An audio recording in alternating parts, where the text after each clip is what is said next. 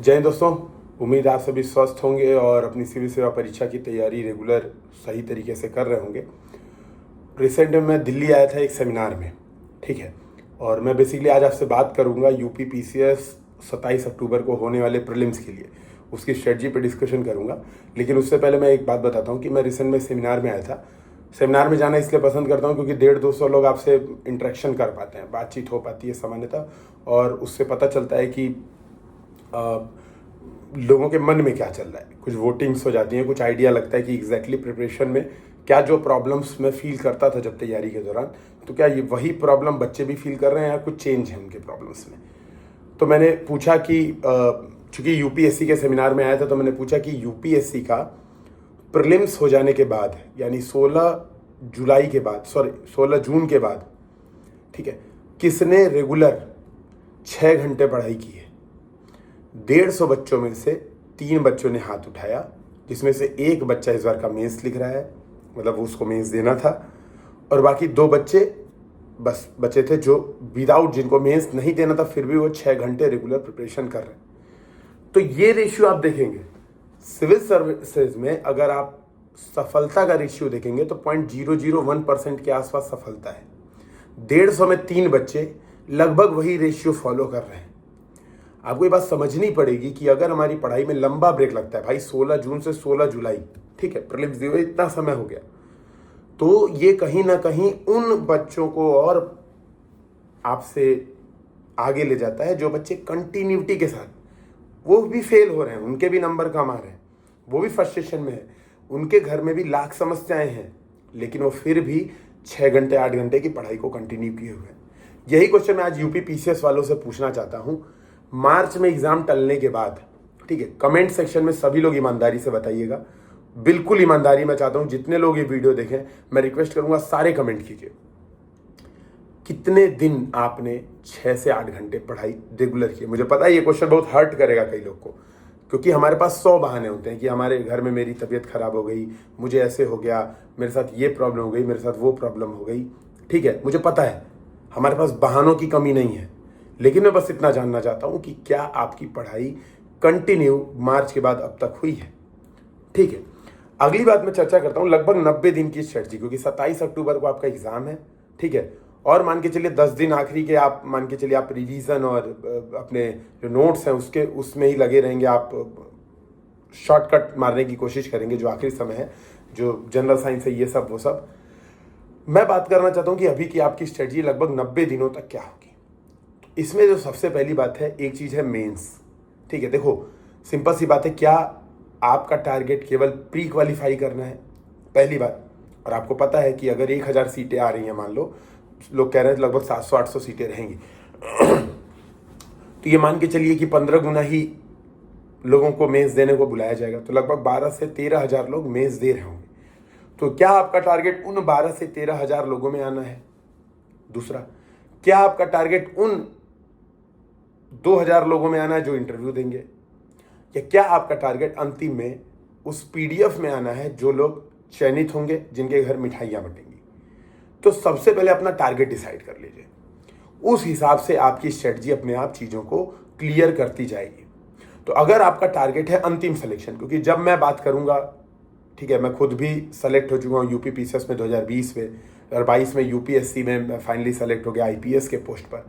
और आपको पता होगा कि मैंने लगभग हर बार मेंस लिखा हुआ है, ठीक है, लगभग हर बार इंटरव्यू दिया हुआ है। तो सफलता वो नहीं होती है, मुझे पता है, सफलता वो नहीं होती कि आपने प्रीलिम्स क्वालिफाई किया, फिर आपने मेंस क्वालिफाई किया, फिर आपने इंटरव्यू क्वालिफाई किया, वो सफलता नहीं होती। सफलता होती है जब पीडीएफ लिस्ट में फाइनली नाम आ जाता है। तो मैं इस स्ट्रेटजी पे बात करूंगा। तो वहां पे सबसे महत्वपूर्ण होते हैं मेंस के नंबर्स। आप जो लिखने जाते हो ना असली एग्जाम में, तो आपके कितने नंबर आपको मिलते हैं वो सबसे ज्यादा मैटर करते हैं। मैं यही कहूंगा, अभी जो आपकी स्ट्रेटजी होनी चाहिए वो प्रीलिम्स प्लस मेंस दोनों को एक साथ लेके चलनी चाहिए। अगर आप पूरे दिन में 10 घंटे पढ़ रहे हो, मैं 10 घंटा इसलिए बोल रहा हूँ क्योंकि यहाँ पे रेशियो निकालना आसान होगा अपने अपने हिसाब से। आप हो सकता है वर्किंग हो सकता है आप किसी पहले से किसी पीसीएस की किसी पोस्ट पे ज्वाइन हो और आपको फिर से एग्जाम देने का मन कर रहा हो, बहुत सारी सिचुएशंस में डिपेंड करता है। लेकिन मैं फिर भी कहूंगा, अगर आप 10 घंटे पढ़ रहे हो तो इसमें से 6 घंटा आपको अब प्रीलिम्स पे देना स्टार्ट कर देना चाहिए। क्योंकि प्रीलिम्स के आखिरी के 3 महीने जो क्रूशियल टाइम होता है वो स्टार्ट हो चुका है, ठीक है, वो अब टिक होना शुरू हो जाएगा। बाकी 4 घंटा यानी 40% आपको मेंस पे देना चाहिए। तो इस स्ट्रेटजी में सबसे पहला पॉइंट ये है, मैं रिक्वेस्ट करूंगा कि आप सभी इन पॉइंट्स को नोट कर लें, हफ्ते 10 दिन बताई हुई स्ट्रेटजी को फॉलो करें, फिर कमेंट करके बताएं सर ये चीज़ से ये प्रॉफिट हो रहा है, ये चीज़ से प्रॉफिट नहीं हो रहा है। तो सबसे पहली बात 60-40 का रेशियो होगा। अब जो 60 का रेशियो होगा, जो आप, मैं 6 घंटे की जो बात कर रहा हूँ, जो आप प्रीलिम्स के लिए पढ़ाई करोगे 6 घंटे, तो 6 घंटे में प्रीलिम्स के लिए आप प्रीवियस ईयर क्वेश्चन को सबसे पहली प्रायोरिटी दोगे, उसको रीड करोगे बार बार, उसको देखोगे। दूसरी प्रायोरिटी होगी आपकी, जो आपने या तो नोट्स बनाए हैं या तो आपने जो भी आप बुकलेट फॉलो करते हैं, आप जो भी सोर्सेस फॉलो करते हैं, हर सब्जेक्ट के लिए केवल एक सोर्स, पहली बात तो ये ध्यान में रखेंगे। तीसरी प्रायोरिटी होगी टेस्ट सीरीज। 150 क्वेश्चन की टेस्ट आपको हर दूसरे तीसरे दिन एटलीस्ट, वीक में अभी एटलीस्ट आपको मान के चलिए आपको 2 बार अभी आपको प्रीलिम्स के टेस्ट देने चाहिए 45 दिनों तक। तो जो अगले 45 दिन है वहां पे 60-40 का रेशियो होगा। मैं पहले एक लाइनअप बता देता हूं। अगले 45 दिनों तक 60-40 का रेशियो होगा, फिर उसके अगले 30 दिन तक 80-20 का रेशियो होगा, और उसके अगले जो भी आपके 25 दिन लगभग बच रहे हैं, तो उसके अगले लगभग 25 दिन आपका प्योर 100% प्रीलिम्स पे होगा, ठीक है। तो 60-40, 80-20 और 100%, ये आपका रेशियो होगा प्रीलिम्स और मेंस का अगले 100 या 90 दिनों तक। तो पहली बात तो ये ध्यान रखिएगा। अब मान लीजिए आप 6 घंटे अगर आप प्रिपरेशन कर रहे हैं, प्रीलिम्स की तैयारी कर रहे हैं, तो यहाँ पे वीक में 2 दिन आपको टेस्ट लगाना है, 150 क्वेश्चन। मैं रिक्वेस्ट करूंगा आखिरी समय में इस बात पे परेशान होने से, इस बात को वीडियो सर्च करने के लिए कि how many question we have to attempt for qualifying in prelims, ऐसा उठ पटांग आदि हिंदी इंग्लिश मिश्रित, ठीक है, सर्च करने से अच्छा है ये चीज आप अभी से डिसाइड कर लीजिए मुझे कितने प्रश्न एग्जाम में अटेम्प्ट करने हैं। और देखिए एक चीज और है, एग्जाम में कितने क्वेश्चन अटेम्प्ट करने हैं ये एग्जाम के दिन पर डिपेंड करता है। जैसे आपको एक एग्जांपल से बताता हूं, 2023 का जिन लोगों ने प्रीलिम्स दिया था यूपीएससी का, ठीक है, जो सोच के गए थे कि हम 100 अटेम्प्ट करेंगे, वहां पे 80 नहीं कर पाए क्योंकि पेपर बहुत टफ आ गया था, बहुत ऊट पटांग पेपर आ गया था।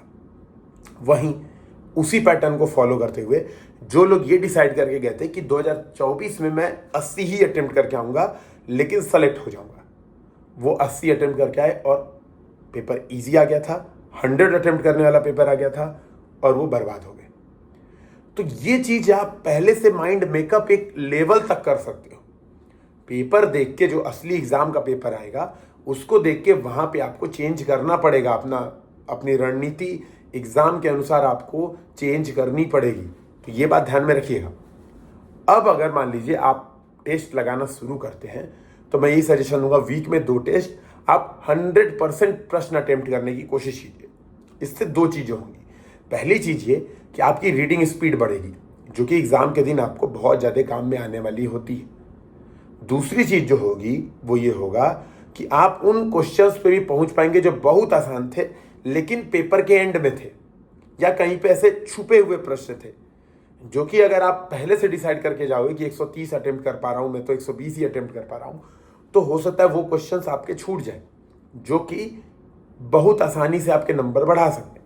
तो मैंने पहला जो आपको सजेशन दिया वो क्या दिया कि 150 क्वेश्चन अगले 45 दिन तक जितने भी आप टेस्ट देंगे, टारगेट रखिए एटलीस्ट 15 टेस्ट का, 12 टेस्ट तो मिनिमम टारगेट रखिए।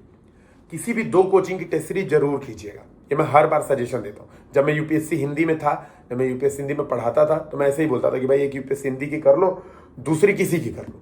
अभी आप स्वतंत्र हैं, आप जो चाहें वो कोचिंग का 2 एटलीस्ट कोचिंग की आप टेस्ट सीरीज जरूर दीजिए, जिससे क्या होगा, पहली चीज आप 150 क्वेश्चन अटेम्प्ट कर पाएंगे।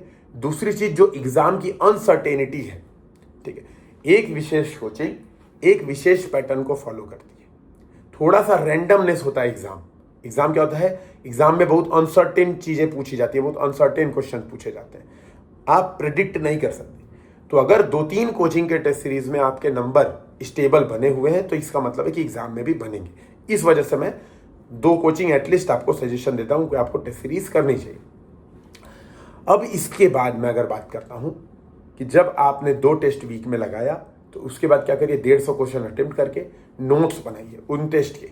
तो टेस्ट का मॉडल आंसर उठाइए, सबसे पहले उन क्वेश्चंस के नोट्स बनाइए जो क्वेश्चन आपके गलत हुए। तो मान लो शुरुआत के मतलब आपने 150 क्वेश्चन सॉल्व किया और 75 क्वेश्चन आपके गलत हो गए, 75 सही हो गए। तो सबसे पहले उन 75 क्वेश्चन के नोट्स बनेंगे जो आपके गलत हुए हैं। सेकेंड प्रायोरिटी में वे क्वेश्चंस होंगे जो कि आप डाउटफुल थे, आप पढ़े हुए थे, आपको आता था, लेकिन आप डाउटफुल थे, आपसे गलत हो गया। तो वो चीज वो आपका सही हो गया लेकिन आप डाउटफुल थे, तुक्का लग गया, सही हो गया लेकिन आप डाउटफुल थे, आपको कंफ्यूजन हो रही थी एग्जाम में, ठीक है, ए और बी दो में कंफ्यूज थे, आपने ए टिक किया और वो सही हो गया गलती से। तो सेकेंड प्रायोरिटी में आपके इन क्वेश्चंस के नोट्स बनेंगे। और थर्ड प्रायोरिटी में आप चाहें तो जो क्वेश्चन सही हुए हैं उसके मॉडल आंसर में भी आपको लगता है कि एक फैक्ट ये काम का है, ये एक्स्ट्रा फैक्ट है, ये हमें नोट कर लेना चाहिए, तो उसके नोट्स बनाएंगे। ये तरीका आप फॉलो करेंगे अगले 45 दिनों तक, तो मैं बता रहा हूँ आपके प्रीलिम्स में सिलेक्शन के चांसेस बहुत अच्छा बढ़ जाएगा।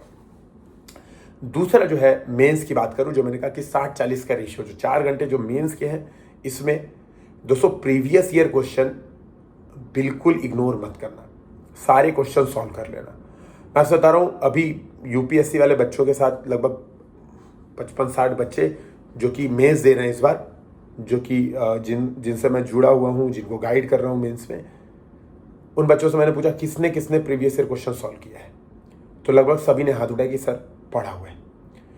लास्ट ईयर जब मैं यूपी से वालों को गाइड कर रहा था मेंस के समय, तो लगभग 400 बच्चे थे और मैंने पूछा गूगल मीट पे कि कितने बच्चों ने प्रीवियस ईयर क्वेश्चन सॉल्व किया है, तो गिनती के 3-4 बच्चों ने हाथ उठाया, और जो 3-4 ने हाथ उठाया वो उसी बार सेलेक्ट हो गए। तो सबसे बड़ी बात यह है, गूगल मीट ऑलरेडी हम लोग ने शेयर की हुई है, ऑलरेडी आप देखोगे गूगल मीट के जो वीडियो सेक्शन है वो कट के ऑलरेडी अपलोड है। ऐसा नहीं है कि वो तुक्का था, ये स्ट्रेटजी का एक पार्ट था। अगर आपके दिमाग में प्रीवियस ईयर क्वेश्चंस होते हैं, उसका कंटेंट होता है, सपोज एक साल पूछ रहा है गरीबी के कारण जनसंख्या वृद्धि है अथवा जनसंख्या वृद्धि का कारण गरीबी है, ये प्रश्न पूछ रहा है, और नेक्स्ट ईयर क्वेश्चन पूछ गया गरीबी और जनसंख्या वृद्धि में संबंधों को स्थापित करें। पिछले साल और इस साल के प्रश्न में अंतर है, लेकिन अगर आपने पिछले साल का क्वेश्चन सॉल्व किया है तो आप 2 रिलेशन आराम से निकाल सकते हैं, उसको डिटेल में एक्सप्लेन कर सकते हैं, आपका आंसर हो सकता है।